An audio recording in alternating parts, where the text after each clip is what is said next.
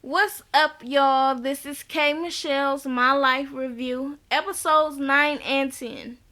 Okay, if y'all want the links to both of those episodes, y'all gonna have to double like this video.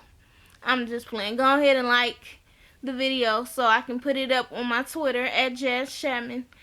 And, yeah, I'ma just, try to get this down because it was a lot going on at once. You know, usually I got the 11 hip hop, then I got the little 30-minute break. Sometimes I do the review then, and then I go into K Michelle. But now I had to watch 11 hip hop and 2 K Michelle's episode back to back. So it's like, okay, it's a lot of shit to take in. Alright, so first off, it's K Michelle talking about the BET Awards. Okay, she gets to perform with Tamar Braxton. And she's like, well, let me explain how this happened. So she goes back and she's like, I have to perform with Tamar Braxton. I mean, she is a good singer, but I got to, I get a chance to sing with Miss Patti LaBelle, and I got to share that with Tamar. Ugh. And I'm like, wait a minute. When this came out on BET Awards, they made it look like K Michelle and Tamar had made up. K Michelle doesn't seem to act that way. It don't seem like they made up at all. You know, K Michelle was like, I really wanted to perform with her. She already told us she was going to explain. She ain't said shit about Tamar. So it made me think it was all just for the TV. So they go into, she's practicing. She's practicing for the award show. She's trying to figure out what she's gonna wear. She's like, I'm just a little country girl. I like glitter. And it's like, how do you say? Kind of like bikini type, lingerie type outfit that she got to perform in. It was cool, I guess. What else happened? She's out with P. London and Jonathan, and she's like, I'm just so unorganized, I tell you. Ever since I done fired my assistant, like, I'm just going day by day. I don't even have a damn calendar. And P is like, you know what we need to do is, we need to find you another assistant. That looks a little bit better though, I guess. We need to find you another assistant, and we need to do background checks. We need to verify the employment, because I lied on my resume plenty of times. And K Michelle was like, you lied on your resume? She was like, yeah, girl. I done put that, I done work at this, and that place, and I ain't had a damn job in years.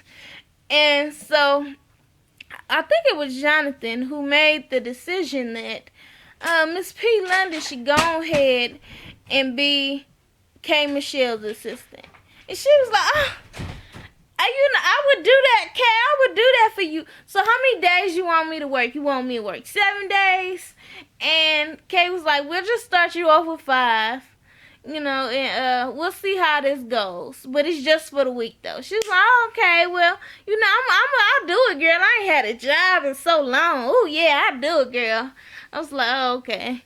But you could tell, even though she's real country, ghetto, you could tell that P. London really loves K. Michelle.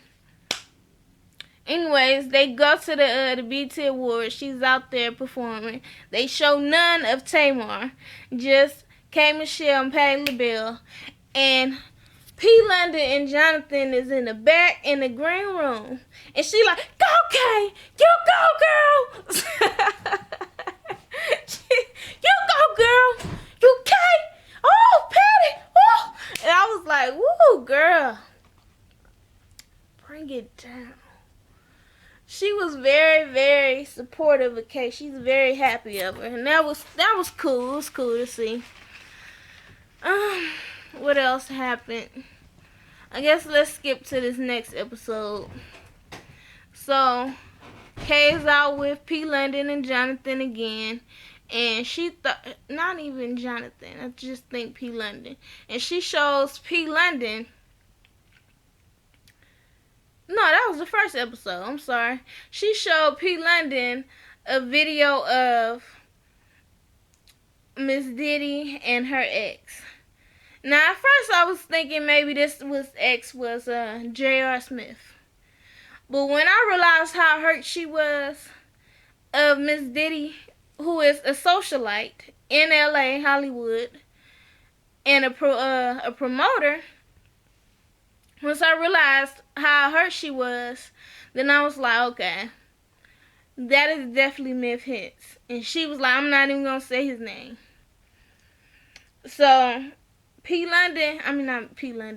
Diddy then went ahead and did this video in the club with Myth Hits. K. Michelle was like, I understand she a promoter, but I mean, like, what the hell is she going to promote with him?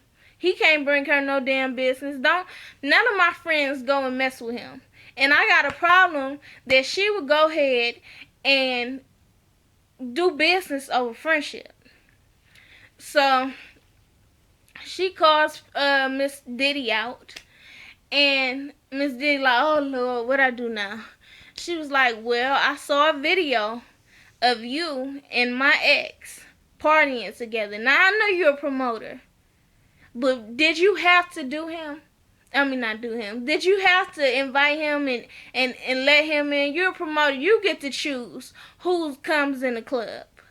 And I just really thought you were a friend of me. And Miss Diddy was like, look, okay, it was hectic that day. I had a lot of stuff. The promotion was last minute. He asked to come in. We let him in. He wouldn't take a picture. I mean, it is what it is.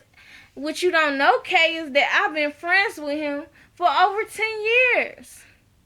And Kay was like, I know that you were friends with him, but, you know, I just thought once you became friends with me that would stop. So, I don't know what to say, but Kay, I mean, that is Hollywood. Everybody ain't gonna be real with you. I mean, it's gonna be stereotypically more fake people than real people in Hollywood. So, and it is what it is. So, let's go to the second episode now. The second episode is basically Kay's got this album, okay, she's been working on. She is thinking about going to London. She's supposed to go to London for a couple of weeks to, I guess, get in a different atmosphere for her music. She ends up going out with Dime Piece. Dime Piece came to town, and Dime Piece shows her this text message from P. London that P. London sent somebody else that she was supposedly beefing with now or some other shit. And she's like, you know, P. London was talking shit about you. And so she shows K. Michelle these photos, and Kay is like, that's my house. Like, she know how private I am. How is she gonna be showing my houses and stuff? And I guess in the text it said that she, you know, Kay is treating her like an errand, you know, a little errand girl or whatever like that. And it was crazy. And I was like, if this is really true, I've already just in these 2 seasons seen K. Michelle lose so many of her friends. Now, I'm a person that's a little different on Friends, okay? I understand people got seasons, okay? Then you got to tell them bye-bye. But I do feel sorry for her. It seems like she just keep getting used. So, she ends up going out later on, a couple days later, and she's with P. London, Jonathan, and Dime Piece. And they bring up this whole text message thing. And P. London is like, what? Like, I don't even understand this. What? Like, this not how it looked. This not how it's supposed to be. And she ends up walking out because K. Michelle starts getting emotional. Jonathan and Dime Piece is like hugging and consoling her. And Dime Piece is like, it's okay, girl, because, they paparazzi bitches. Everybody ain't for you. You got to watch out. And so Jonathan is like, well, let me go talk to her real quick. He goes out there to P. London like, what's this going on? And she was like, she on some bullshit. I can't believe she questioning me right now. Like, for real? And Jonathan was like, you know what? You go in there and you tell K. Michelle what's really up.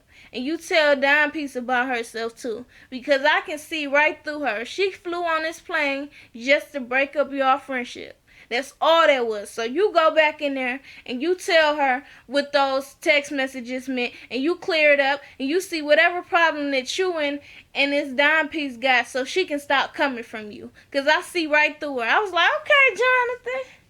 Shoot, you's a real friend. I likes that. But yeah, he's cool. So P. London goes back out there, and she was like, look, Kay, that, all that was some bullshit. Yes, I took pictures of you, but it was because, I was showing you off. I'm proud of you. I tried to show your house off, and like, look what K. Michelle is doing. And, Kay ends up realizing, yeah, she knows how Dime not how Dime, how P. London acts, and how proud she is of her. So she was like, you know what, I'm not gonna take this to heart. It's okay. I really do.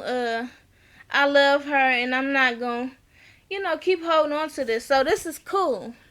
So it's cool. So they end up moving on from it. I really do think that was a messy situation, Dime. I mean, I kind of like Dime Piece, but yeah, that shit wasn't cool. What else happened? She ends up going to talk to Jonathan to tell him that she's going to London and she's thinking about living there full time.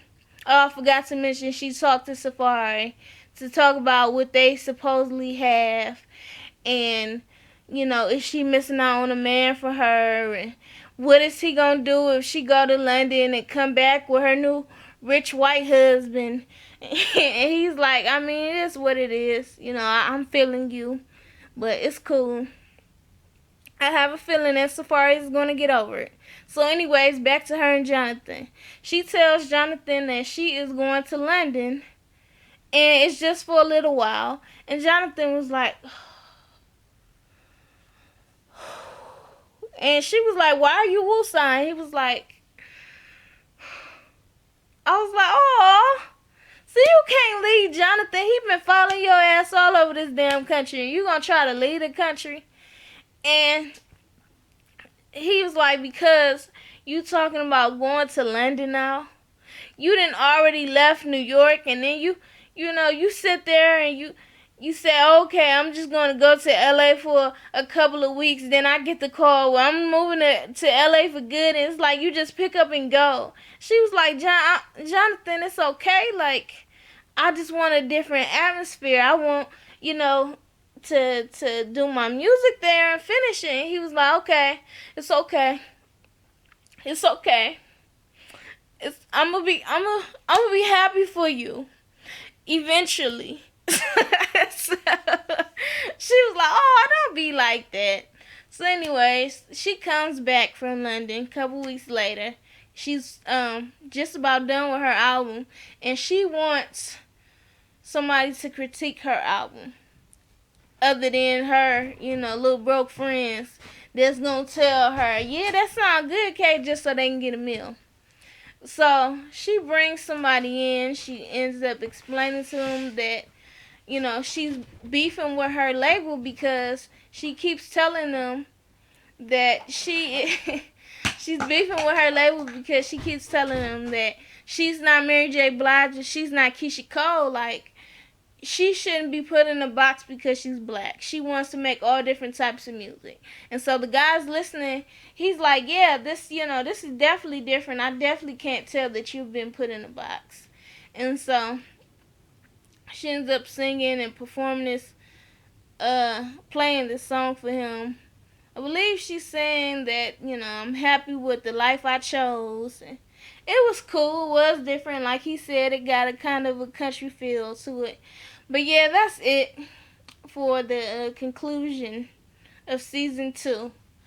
But thanks for watching. Like, share, and comment and subscribe. I'm getting a little restless. Cause shit. And this is what, my 3rd review today. So that's it for me, y'all, for today. Back tomorrow, back at it with the OJ stuff. But thanks for watching. Like, share, comment, subscribe. Follow me on Twitter at Jazz Chapman, and follow me on Instagram at Jazz Chapman. If that shit is really real with the notifications, turn on my notifications then. Thanks for watching. Peace.